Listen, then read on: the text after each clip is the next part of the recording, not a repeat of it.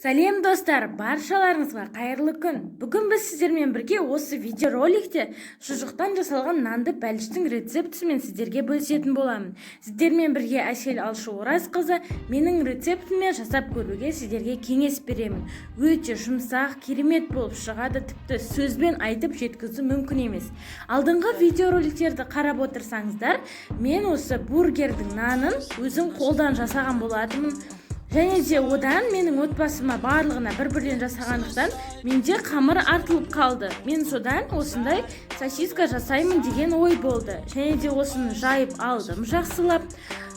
Қалыңдығы 2-3 мм.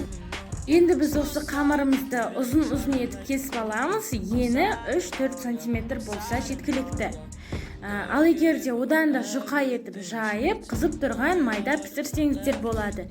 Немесе мен секілді осындай 4 бұрышты табада, яғни противенде майлап, жақсылап, соған осылай орап-орап, осындай қалыңлықта пісірсеңіздер де өте дәмді болып шығады.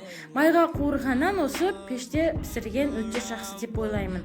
Және де оны суытып жеген абзал, себебі асқазанға бұл шұжықтың да пайдасынан, яғни зияны көбірек.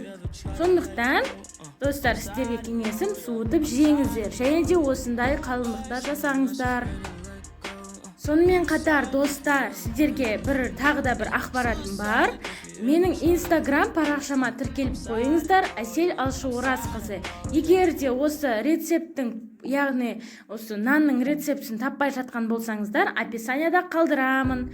Мен осының бетіне кәдімгі жұмыртқаны жақсылап араластырып, кішкене шым-шым тұз сеуіп бетіне жақтым. Ал сіздер оның орнына мак немесе күнжіт пайдалансаңыздар да болады.